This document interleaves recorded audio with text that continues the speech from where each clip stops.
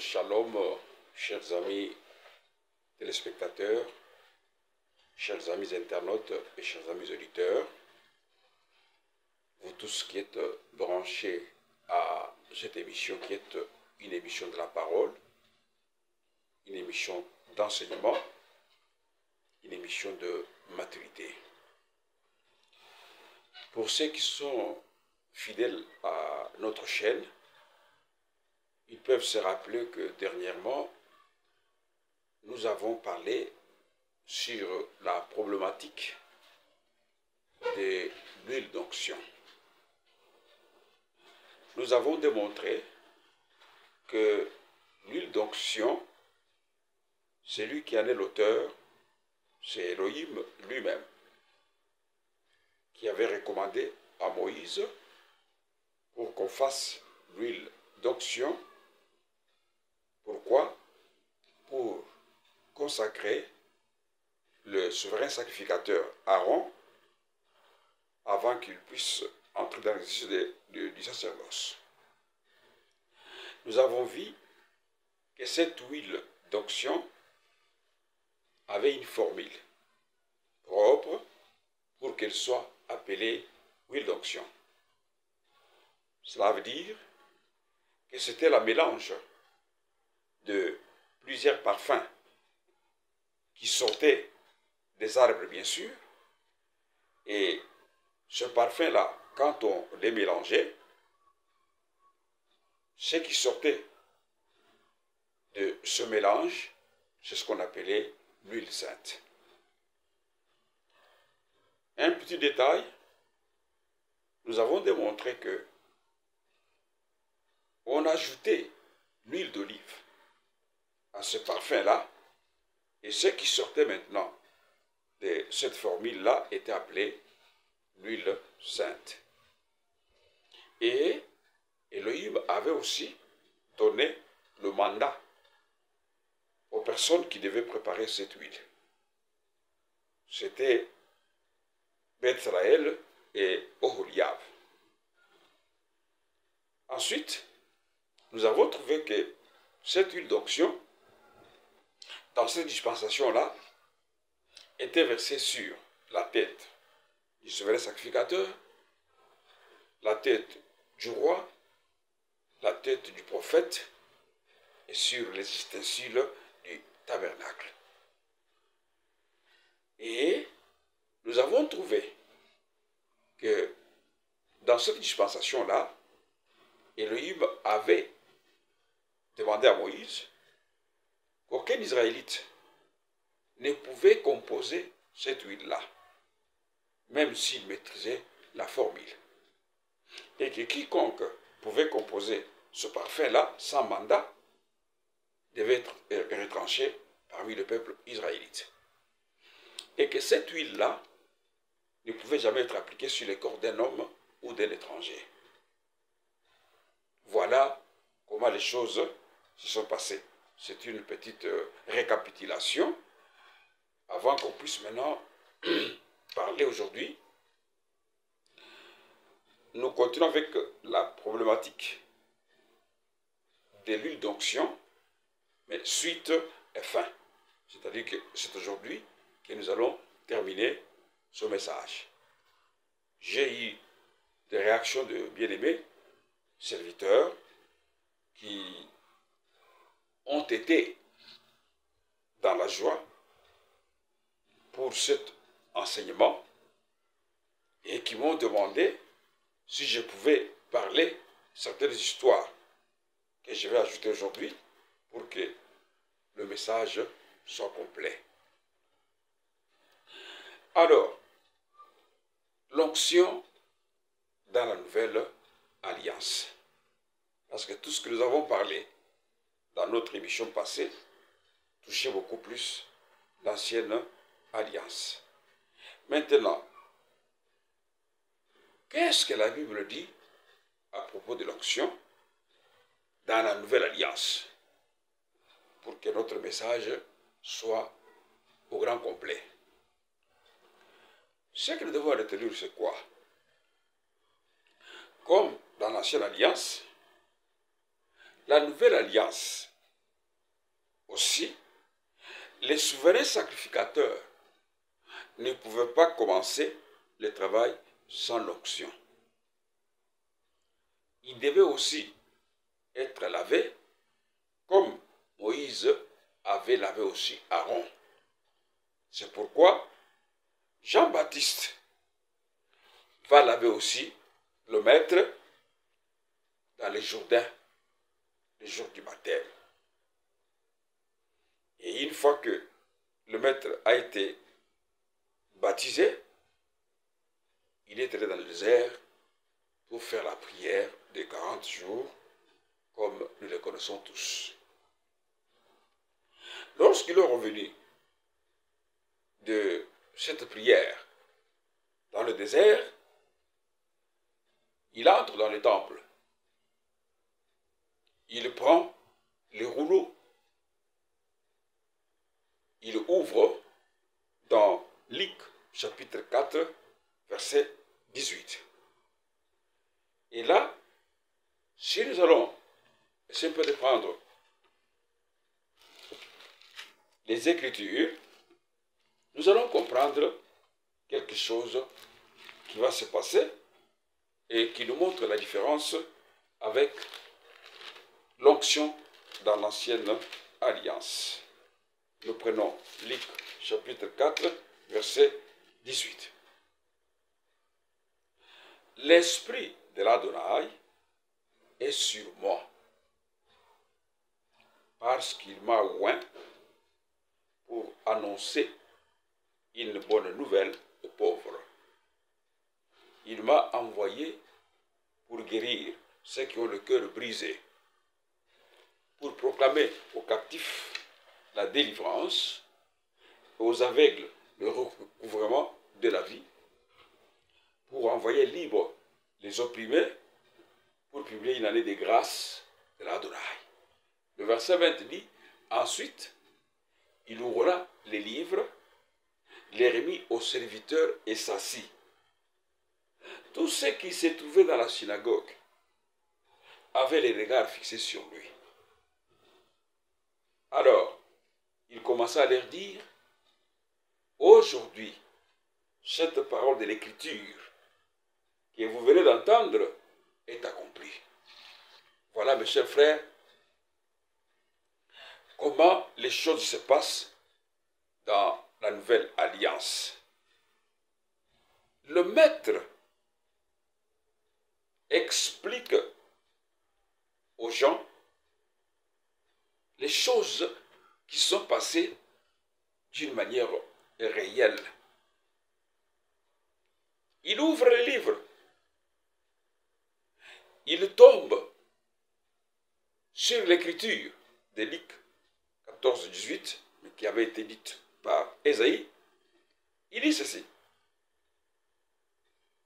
L'esprit de l'Adonai est sur moi.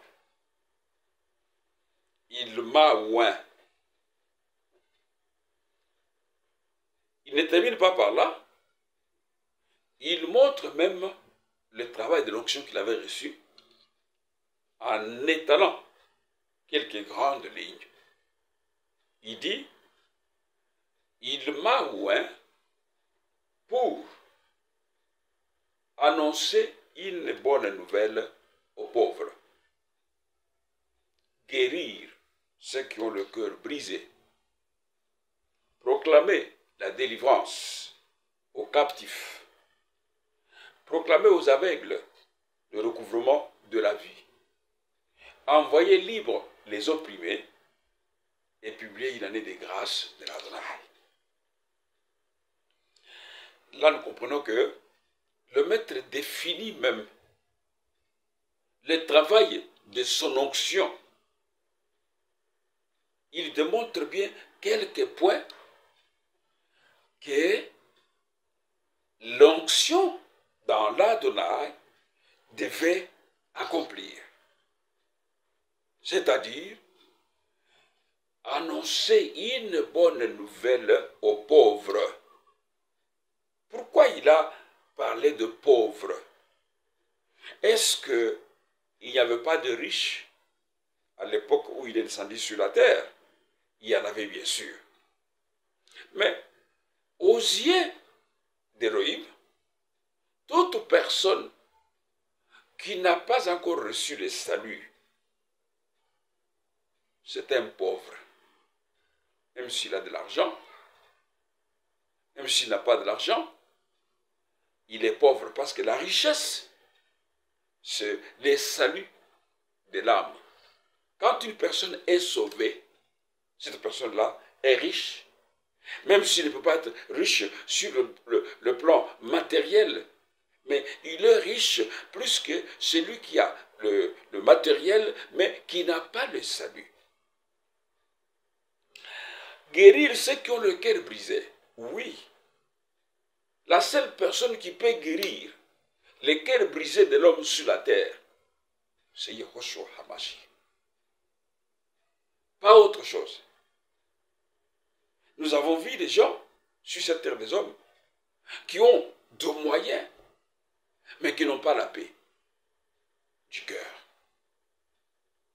Alors, pour qu'ils puissent avoir la paix du cœur, il faudrait croire en l'homme qui est la paix.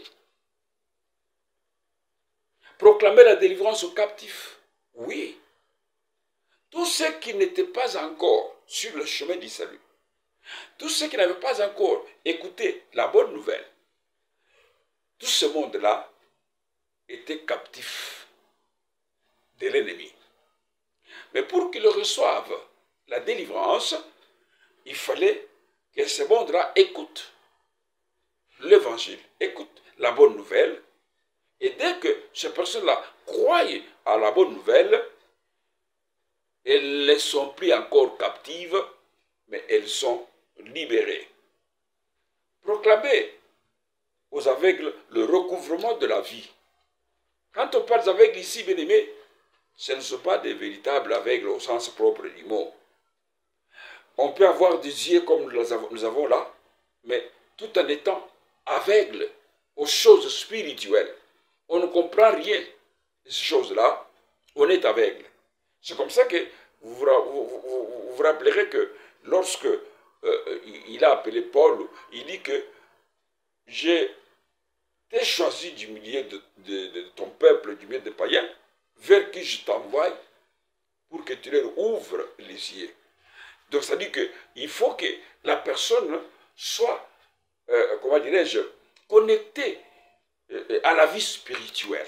C'est cette personne-là qui est, disons, qui a reçu la grâce et qui ne peut plus encore être considéré comme aveugle parce qu'il voit.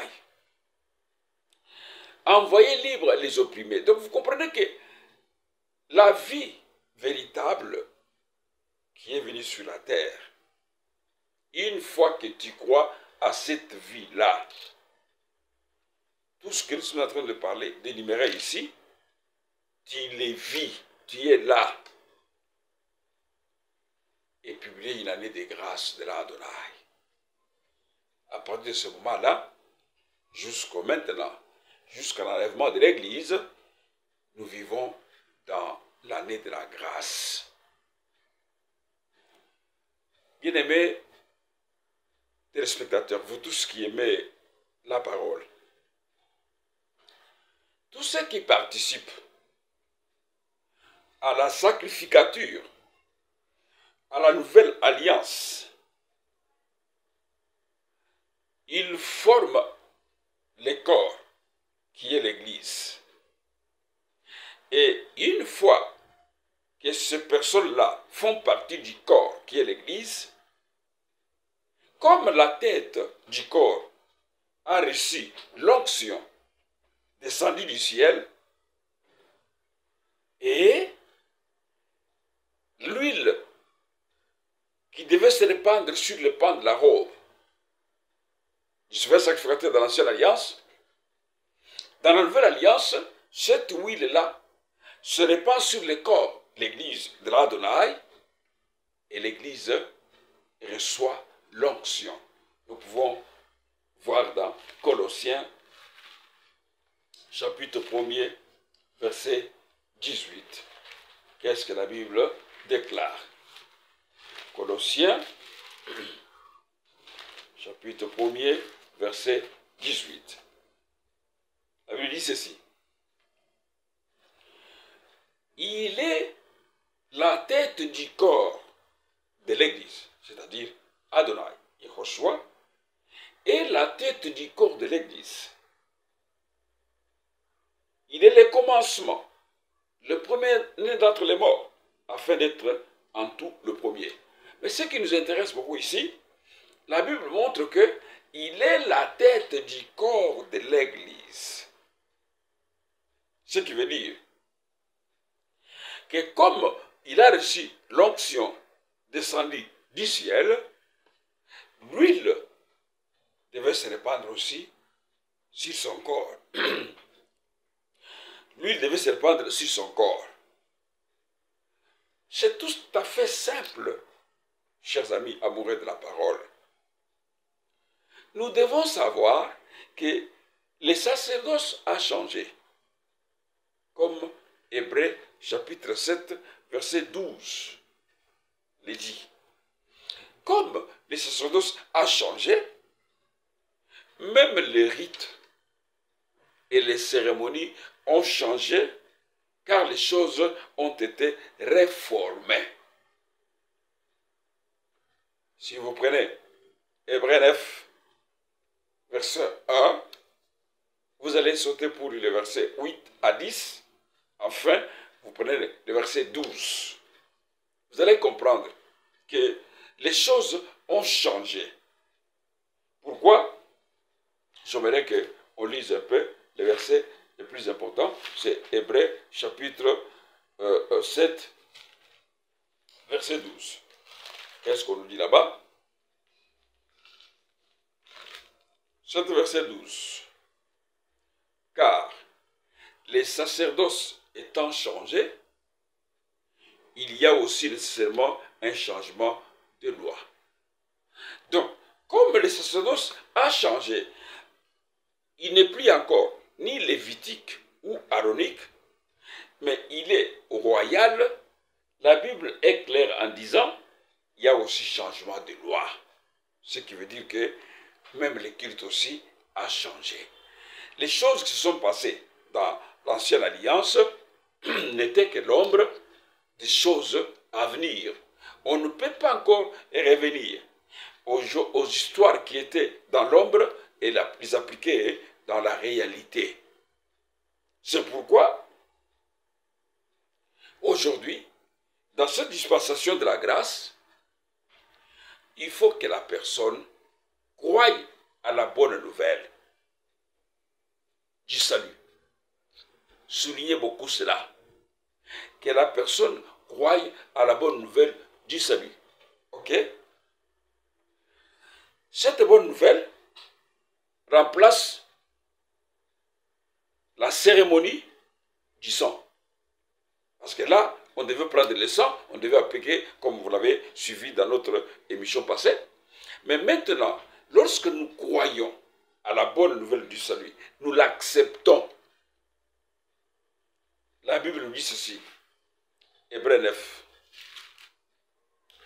Hébreux 9, 11 à 14. Nous disons, mais Hamashie, le Messie, est venu comme souverain sacrificateur des biens à venir. Il a traversé les tabernacles plus grands et plus parfaits, qui n'est pas construit des mains d'hommes. C'est-à-dire, qui n'est pas de cette création. Et retenez beaucoup ça. C'est-à-dire que il a traversé les tabernacles plus grands et plus parfaits. La Bible dit qui n'est pas construit des mains d'hommes. C'est-à-dire qui n'est pas de cette création. Ok? Et il est entré une fois pour toutes dans les lieux très saints.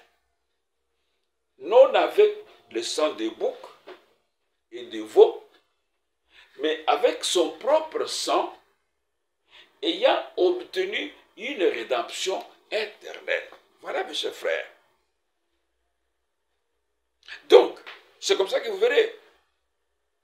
jour de la Pentecôte, quand l'apôtre parle dans Actes chapitre 2 verset 38, il dit aux Juifs, quand ils lui ont demandé, hommes frères, que ferons-nous après avoir entendu votre discours? Il leur dit, répandez-vous et que chacun de vous soit baptisé au nom de Yehoshua HaMashiach et vous recevrez les dons du Saint-Esprit.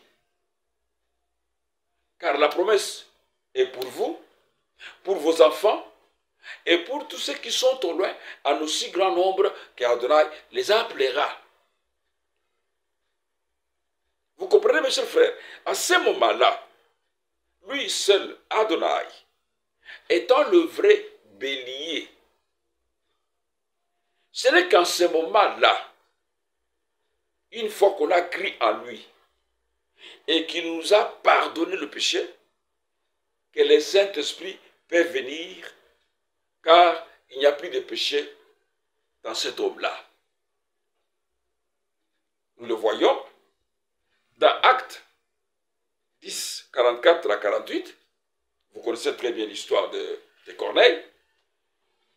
Pour revenir, pour la meilleure compréhension, Actes chapitre 10, ok, verset 44 à 48. Qu'est-ce que la Bible dit? 10, 44 à 48. Actes des apôtres. Vous me suivez? Comment vous cherchez? 10, 44 à 48. Ok. Comme Pierre prononçait encore ce mot, le Saint-Esprit descendit sur tous ceux qui écoutaient la parole. Tous les fidèles circoncis qui étaient venus avec Pierre furent étonnés de ce que les dons du Saint-Esprit étaient aussi répandus sur le païen. Car ils les entendaient parler en langue et glorifier Elohim. Alors Pierre dit, peut-on refuser l'eau du baptême à ceux qui ont reçu le Saint-Esprit aussi bien que nous? Et il ordonna qu'ils soient baptisés au nom de l'Adonai, sur quoi ils prièrent de rester quelques jours auprès d'eux. Vous voyez comment les choses se passent, bien aimés. L'obéissance à la parole par Corneille et ceux qui étaient avec lui a permis qu'ils reçoivent le baptême. C'est-à-dire qu'ils soient baptisés du baptême du Saint-Esprit et ils ont commencé à parler en langue. Jusqu'à telle enseigne que même ceux qui avaient accompagné l'apôtre Pierre se sont fâchés parce qu'ils voulaient s'accaparer du salut, croyant que c'était seulement pour eux, les Juifs. Nous, les gens des nations, on n'avait pas droit au chapitre. Alors, vous connaissez l'histoire, comment est-ce qu'elle s'est passée. Et Pierre, en se défendant, ses frères ont compris qu'il avait raison. Alors Pierre dira que, comme ils ont reçu le Saint-Esprit comme nous, est-ce que nous pouvons leur refuser les baptêmes d'eau? Et sur ces paroles, Pierre ordonna que Corneille, avec tout ce qui était avec lui, soit baptisé au nom de l'Adonai. Et l'histoire est terminée comme cela.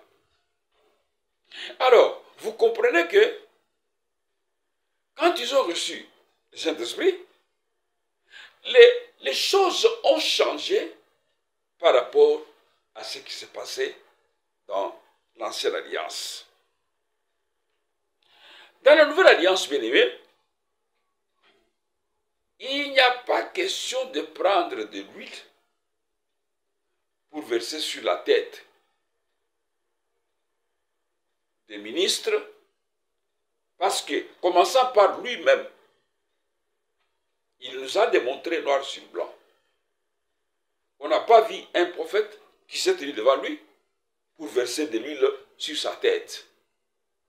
Mais il dit que le Saint-Esprit était sur lui et qu'il l'a oint. Nous avons dit que l'onction de l'Adonai, c'est une onction qui est descendue du ciel. Personne n'a pris ni une fiole, ni la corne pour mettre de l'huile et verser sur la tête de l'Adonai. À partir de ce moment-là, il montre à toute l'humanité que les choses ont changé. Parce qu'elle ne pouvait pas être le même aussi longtemps que lui-même était déjà sur la terre. C'est comme ça que je vous avais dit l'autre fois que vous allez remarquer que même les habits sacerdotaux qu'Aaron avait portés, Adonai n'a pas porté ces habits-là. Parce que ces habits-là, tout ce qui était dans tous les détails sur ces habits-là parlait que de lui-même, Adonai Yehoshua Hamashi.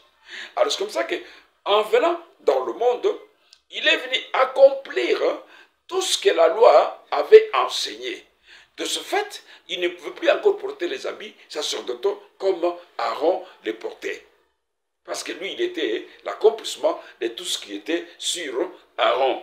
Et lorsque nous voyons aujourd'hui que les serviteurs ont tendance à vouloir s'habiller d'une manière un peu qui étonne, nous disons, bon, qu'est-ce que vous voulez? C'est pour impressionner les gens? Bon, mais ceux qui sont bien enseignés comprendront que ces choses-là, dans cette dispensation de la grâce, ne peuvent jamais encore exister. Alors, qu'est-ce que nous remarquons dans la Nouvelle Alliance? Nous prenons Actes des Apôtres, chapitre 13. Nous prenons le verset 1 à 3.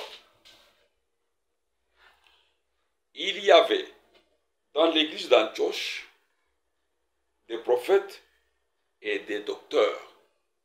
On cite leurs noms.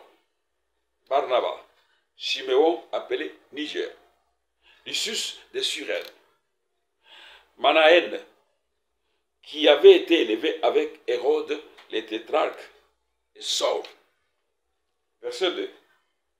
Pendant qu'ils servaient à Adonai dans leur ministère et qu'ils gênaient, le Saint-Esprit dit, mettez-moi à part Barnabas et Saul pour l'œuvre à laquelle je les ai appelés.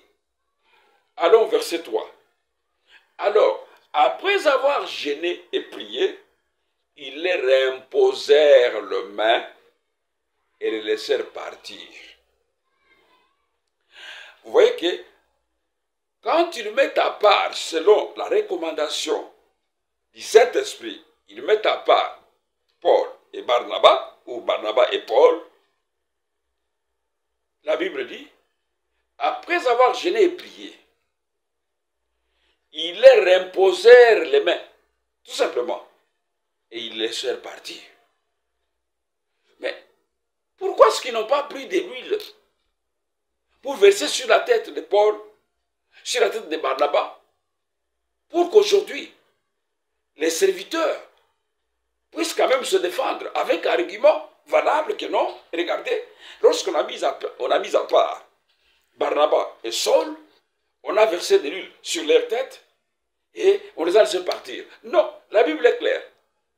Après avoir prié gêné, on dit, ils leur imposèrent les mains et les laissèrent partir. Vous comprenez, mes chers frères, que les choses sont tellement claires. Bon, mais qui établit les ministres? Qui établit? Prenons Acte 26. Acte 26, nous allons prendre le verset 16. Voilà, nous suffit ce verset-là. Mais, lève-toi et tiens-toi sur tes pieds, car je te suis à Paris pour t'établir ministre et témoin des choses que tu as vues et de celles pour lesquelles je t'apparaîtrai. Ça, c'est l'appel de Charles de Tarse. Paul. Adonai lui dit, lève-toi, tiens-toi sur tes pieds. Je te suis à Paris pour t'établir ministre. Et dans ce verset, mes bien-aimés, quelque chose qui m'a toujours frappé ou impressionné est que Adonai ne dit pas à Saul de Tarse que je te suis à Paris pour t'établir lévite. Non, non. Il dit pour t'établir ministre. Oui, parce que les choses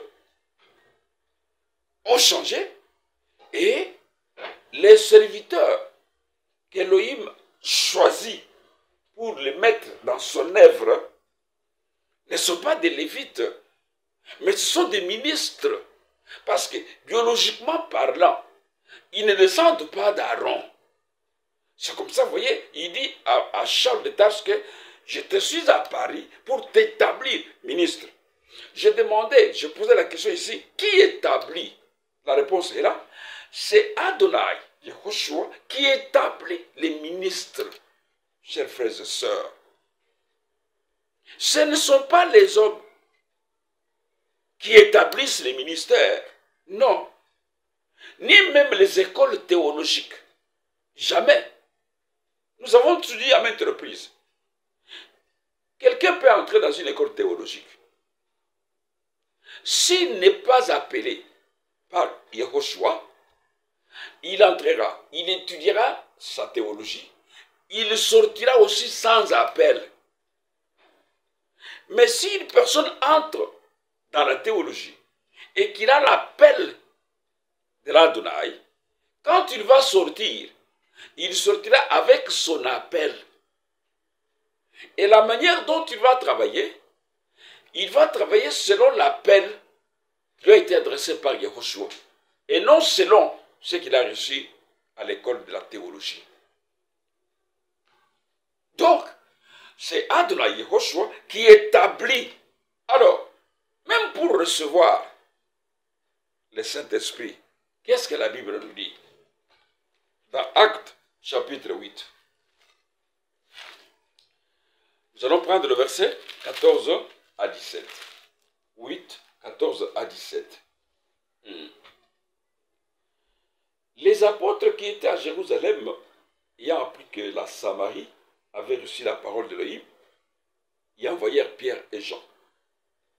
Ceux-ci, arrivés chez les Samaritains, prièrent pour eux, afin qu'ils reçoivent le Saint-Esprit, car il n'était pas encore descendu sur aucun d'eux.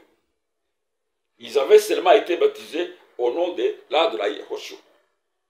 Alors Pierre et Jean leur imposèrent les mains.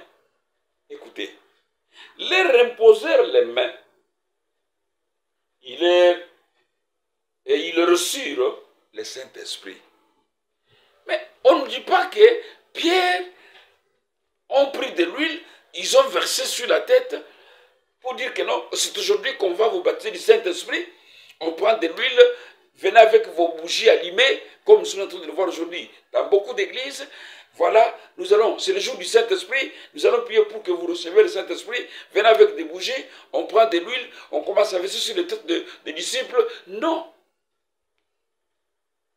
Ça, c'est vraiment une aventure, tout simplement. Pierre ont prié sur les disciples. La Bible dit qu'ils les ont imposé les mains et ils ont reçu le Saint-Esprit. Nous avons vu ici, dans Actes chapitre 13, nous avons vu ce qui s'est passé pour commettre Barnabas et Saul à part. Si nous prenons Actes 14, verset 23, qu'est-ce que la Bible déclare? Actes 14, verset 23. Ils désignèrent des anciens dans chaque église. Et après avoir prié et gêné, ils les recommandèrent à l'Adonai en qui ils avaient cru. Quand ils ont choisi, quand ils ont désigné les anciens, on a dit, après avoir prié et gêné, ils les ont recommandés à l'Adonai en qui ils avaient cru. Ils n'ont pas versé de l'huile sur la tête des anciens. Non, mes chers frères. Et même quand nous prenons aussi 1 Timothée, chapitre 5, qu'est-ce que la Bible déclare? Ok, 1 Timothée, chapitre 5, Voilà. Nous prenons le verset 17. Et nous allons sauter pour le verset 22. 17 dit ceci. Que les anciens qui dirigent bien soient jugés dignes d'un double honneur, surtout ceux qui travaillent à la prédication et à l'enseignement. 22. N'impose les mains à personne avec précipitation et ne participe pas au péché d'autrui, toi-même conserve-toi pur. Ce qui veut dire que, avant qu'on puisse confirmer les anciens dans l'église locale, on les éprouve d'abord. Ok? Et quand ils remplissent très bien leurs charges, on va prier en les imposant les mains. Et Paul est en train d'aviser son fils que non, attention, n'impose pas les mains avec précipitation sur les gens. Vous le cherchez aujourd'hui, vous l'imposez les mains, en tout cas, vous ne savez pas d'accord. Il faut lui laisser le temps pour que ce qui est caché à lui soit dévoilé. L'imposition des mains, il n'y a pas question d'huile. Et quand nous allons aussi dans Actes des Apôtres, chapitre 6, Actes des Apôtres, chapitre 6, c'était sur les choix des diacres. Écoutez ce que la Bible nous enseigne. Versets 1 à 6. En ce temps-là, le nombre des disciples augmentant, les hellénistes murmurèrent contre les Hébreux, parce que leurs veuves étaient négligées dans la distribution qui se faisait chaque jour. Les 12 convoquèrent la multitude des disciples et dirent: il n'est pas convenable que nous laissions la parole d'Élohim pour servir aux tables. C'est pourquoi, frères, choisissez parmi vous cet homme, de qui l'on rende un bon témoignage, qui soit plein d'Esprit Saint et de sagesse, et que nous chargerons de cet emploi. Et nous continuerons à nous appliquer à la prière et au ministère de la parole. Cette proposition plut à toute l'assemblée. Ils élirent Étienne, homme plein de foi, plein de foi et d'esprit, Esprit Saint, Philippe, Procor, Nicanor, Timon, Parménas et Nicolas, prosélyte d'Antioche. Maintenant le verset 6. Ils les présentèrent aux apôtres qui, après avoir prié, leur imposèrent les mains. Ah, mes chers frères et sœurs, vous tous qui nous suivez partout à travers le monde, pouvons-nous accepter les saintes écritures, ou soit pouvons-nous accepter la façon de voir les choses par les hommes? Voilà là où se trouve la difficulté. Les choses sont tellement claires. Même pour qu'on choisisse les diacres, les apôtres ont donné les critères. Et une fois que les diacres étaient choisis, la Bible déclare que, après avoir prié, les apôtres imposèrent les mains aux diacres pour qu'ils puissent entrer dans l'exercice de leur charge. Chers frères et sœurs, voilà ce que la Bible enseigne. Vous ne voyez nulle part la place de l'huile d'onction, comme c'est répandu aujourd'hui partout dans beaucoup d'églises sur la terre. Je voudrais encore avancer. Prenons 1 Timothée. 1 Timothée, chapitre 4, verset 14. 1 Timothée. Voilà. 4, verset 14. On dit quoi? Ça, c'est Paul qui écrit à Timothée. Il dit: ne néglige pas les dons qui est en toi et qui t'a été donné par prophétie avec l'imposition des mains de l'Assemblée des saints. Voilà. On dit, ne néglige pas les dons qui est en toi et qui t'a été donné par prophétie avec l'imposition des mains de l'assemblée des anciens. Donc, lorsqu'on a trouvé que dans Timothée, les anciens ont découvert qu'il y avait un don dans ce jeune homme, la Bible déclare qu'ils ont prié sur lui en lui imposant les mains. Une fois. Alors dans 2 Timothée 1,6, 2 Timothée, chapitre 1er, verset 6. C'est pourquoi je t'exhorte à ranimer la flamme du don d'Élohim que tu as reçu par l'imposition de mes mains. Vous voyez, n'est-ce pas? Sur Timothée, vous comprenez que les anciens avaient d'abord prié et les anciens avaient imposé les mains à Timothée. Et quand Paul l'a pris, il est parti avec lui, Paul lui explique, il disait que non, attention, ranime les dons que tu avais reçus. Ranime les dons, la flamme du don d'Élohim que tu as reçu par l'imposition de mes mains. Il n'y a pas question de l'huile, mes chers frères et sœurs. Et même lorsque nous rentrons à un moment dans l'ancienne alliance, lorsque Moïse devait être remplacé par Josué, Adonai, qui ne pouvait pas se contredire avec lui-même sur l'onction d'huile, qu'est-ce qu'il dit? C'est très important. Nombre. Nous allons prendre nombre. Vous allez comprendre que laissons les aventures, mes frères, pour impressionner les gens. Restons dans les Écritures si nous voulons voir la gloire d'Élohim se manifester parmi nous. Nombre, chapitre 27, verset 15 à 20. Écoutez. Nombre 27, 15 à 20. Moïse parla à Élohim et dit qu'Élohim, El Shaddai des esprits, de toute chair, établisse sur l'assemblée un homme qui sorte devant eux et qui entre devant eux, qui le fasse sortir et qui le fasse entrer, afin que l'assemblée d'El Shaddai ne soit pas comme des brebis qui n'ont point de berger.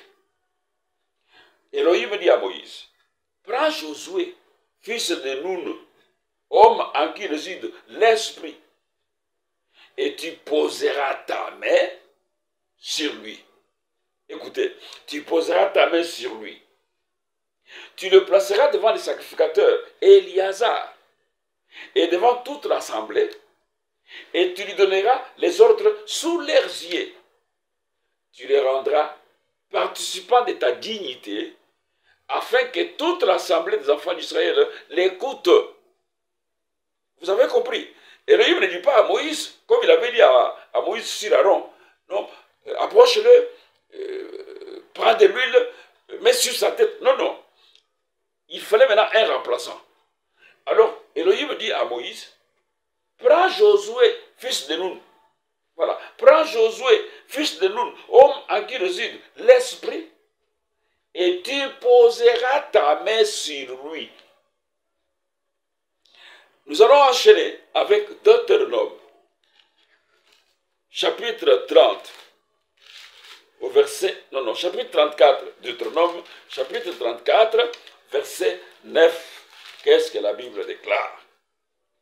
Deutéronome 34, verset 9.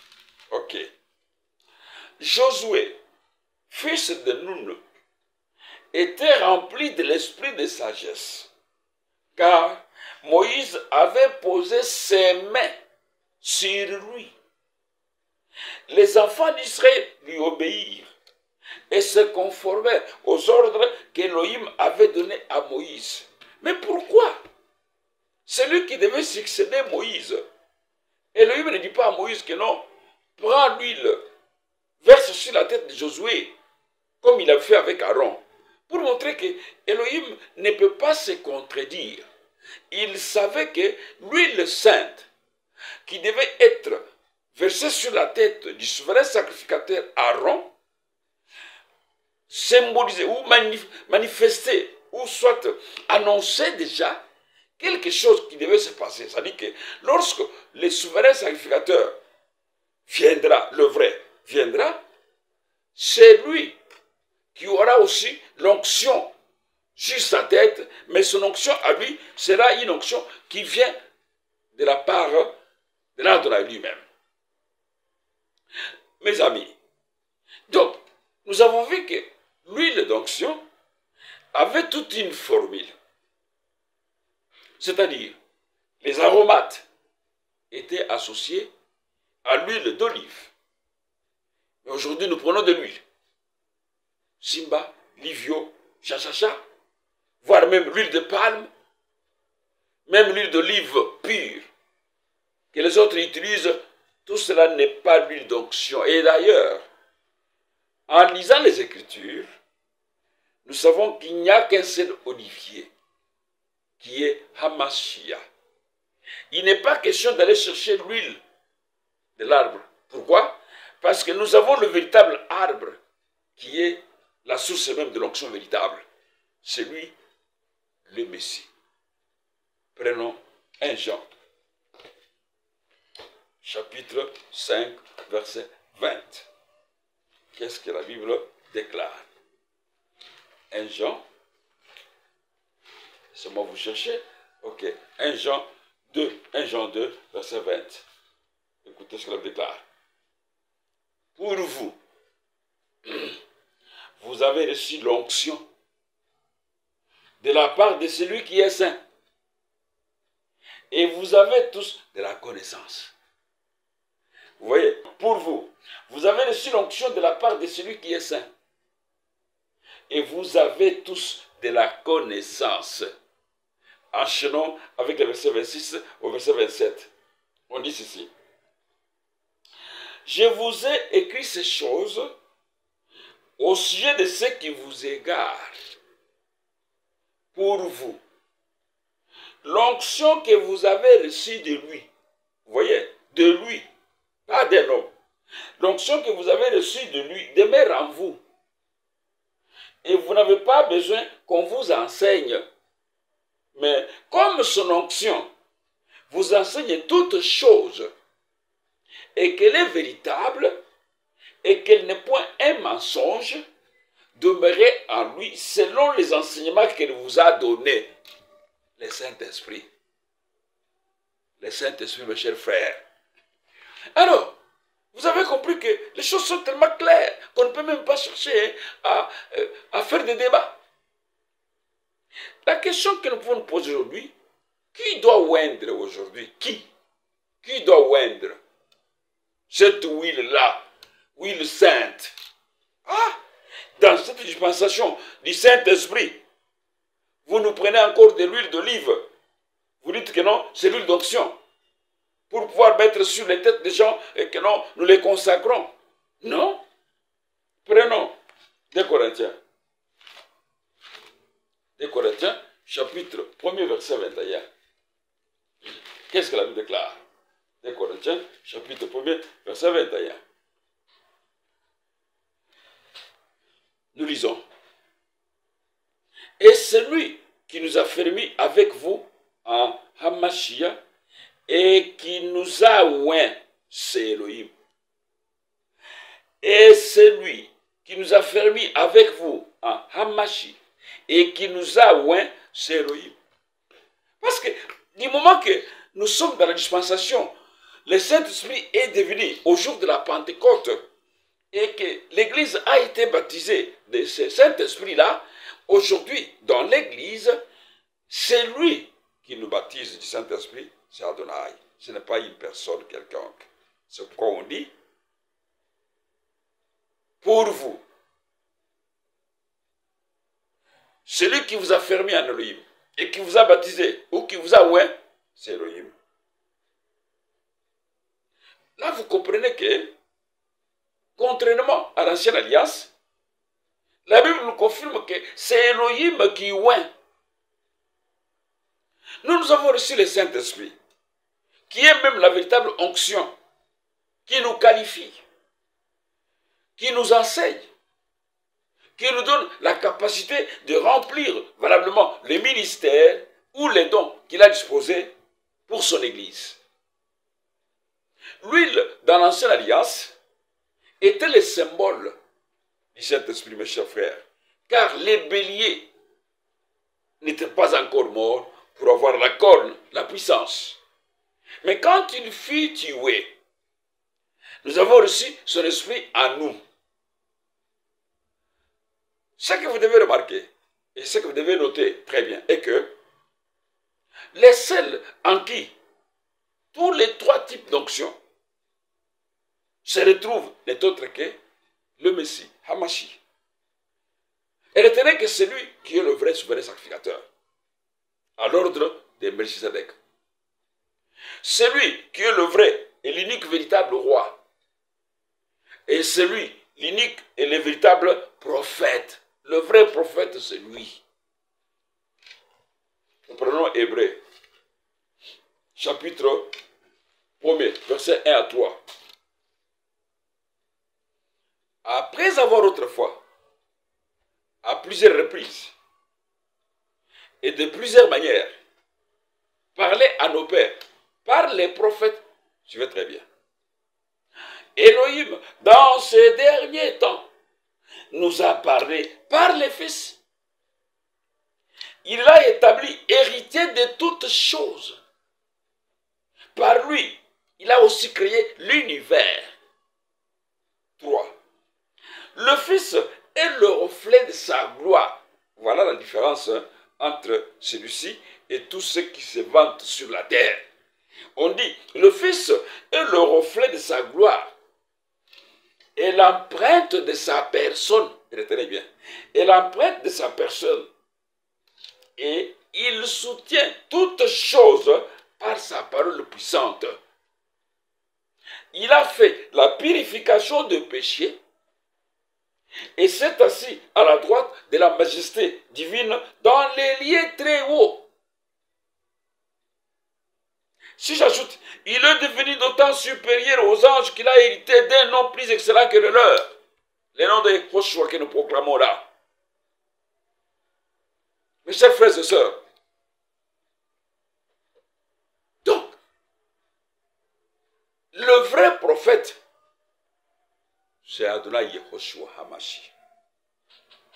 Donc, dans l'Ancienne Alliance, seuls les prophètes avaient qualité de oindre, soit le souverain sacrificateur, soit le roi, soit le prophète. C'est pourquoi, dans cette nouvelle alliance, le vrai prophète, Hamashi bien sûr, est le seul qui doit oindre pour consacrer ses serviteurs.